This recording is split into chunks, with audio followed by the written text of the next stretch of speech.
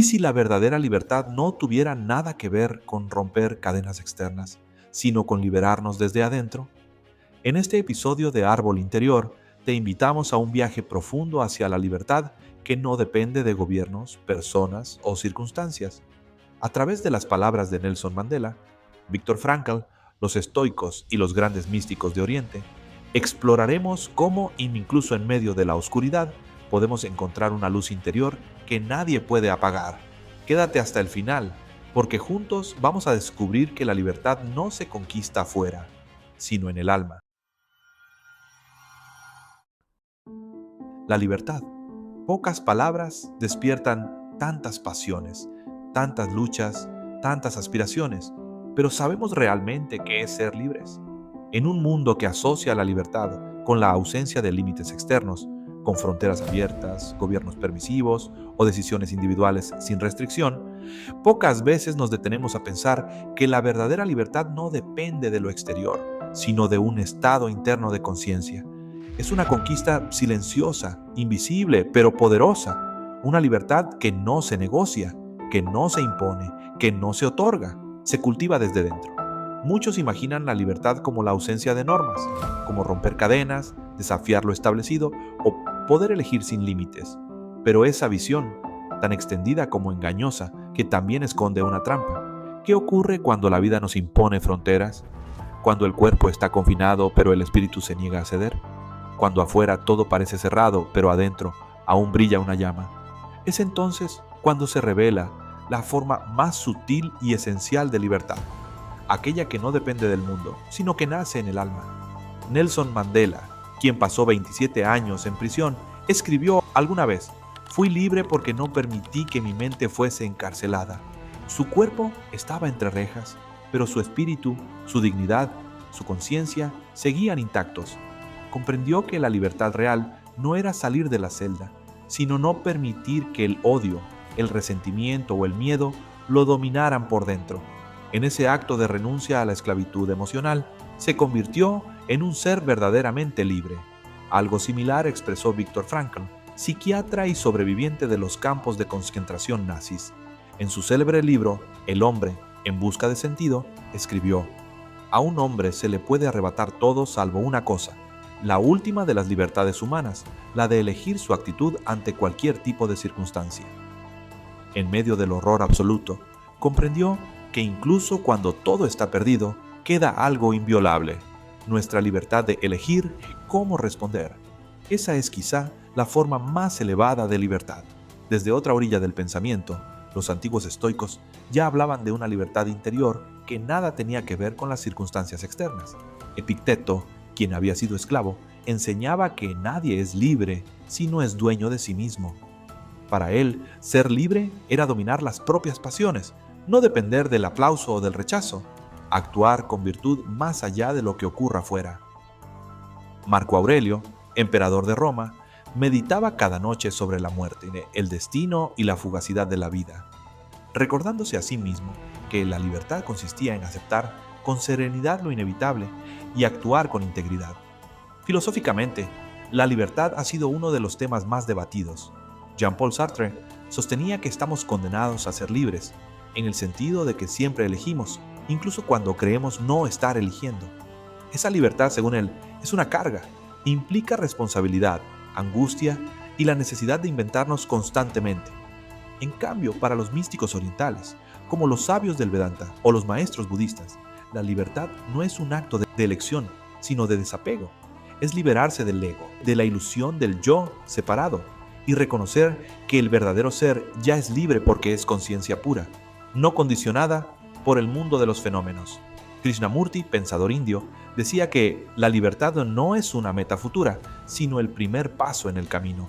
Para él, no se trata de buscar ser libres algún día, sino de darnos cuenta ahora mismo de las cadenas invisibles que nos atan, los miedos, las creencias heredadas, las dependencias emocionales, la constante necesidad de aprobación. Solo al observar todo eso sin juzgarlo, sin huir, comienza a emerger una libertad auténtica.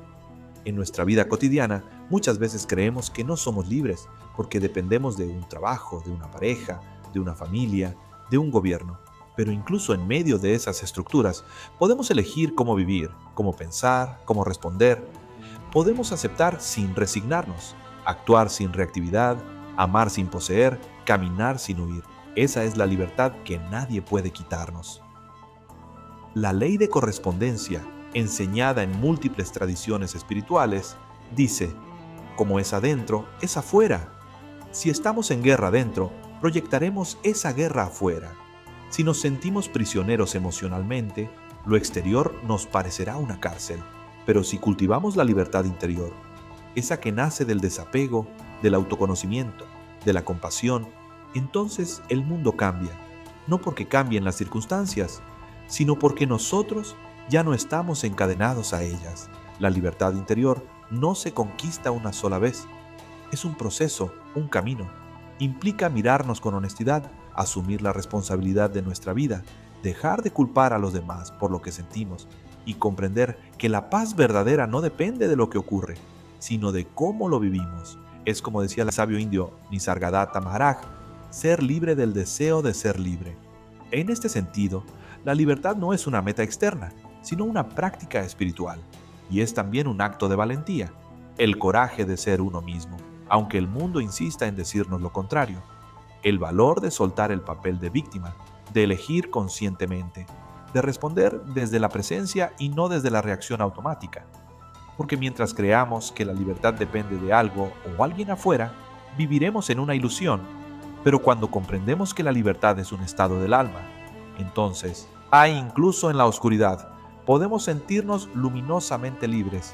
No se trata de negar las opresiones reales que existen en el mundo, injusticias, sistemas de dominación, desigualdades, sino de comprender que, además de los procesos colectivos, hay una revolución silenciosa e insustituible que cada ser humano puede hacer dentro de sí. Con una revolución que no necesita armas, sino conciencia, que no destruye, sino transforma, que no separa, sino que une.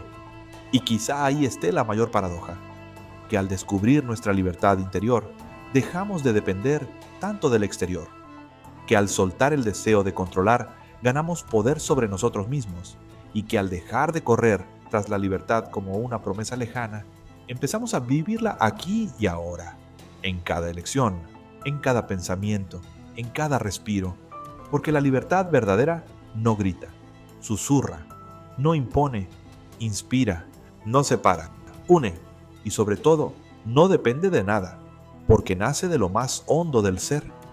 Como enseñaba el místico y filósofo Gerardo Schmeling, la libertad comienza cuando dejamos de reaccionar y empezamos a comprender, cuando reconocemos que nadie nos hace nada, sino que todo lo que vivimos es una oportunidad para aprender, crecer y evolucionar. Para él, la verdadera libertad consiste en dejar de sufrir por lo que no podemos controlar y en asumir con amor lo que la vida nos trae. Schmeling enseñaba que la libertad no se logra conquistando el mundo, sino conquistándonos a nosotros mismos, que cada conflicto es una puerta hacia la conciencia y que la paz llega cuando comprendemos que todo es perfecto para nuestra evolución de nuestra alma. En sus palabras, libertad no es hacer lo que quiero, sino saber querer lo que hago. En tiempos de soluciones instantáneas y verdades empaquetadas, su legado nos recuerda que el verdadero poder no está en resistir lo que sucede, sino en aprender a vivirlo desde la aceptación, la responsabilidad y la compasión. Y quizás, al final de todo, la libertad no sea una meta que se alcanza, sino una forma de estar en el mundo, en paz con lo que somos y con lo que la vida, Dios o el universo nos da. Hasta la próxima entrega de Árbol Interior, amigos, donde nuestra sabiduría interna se nutre de la experiencia de la ciencia, la filosofía y la espiritualidad.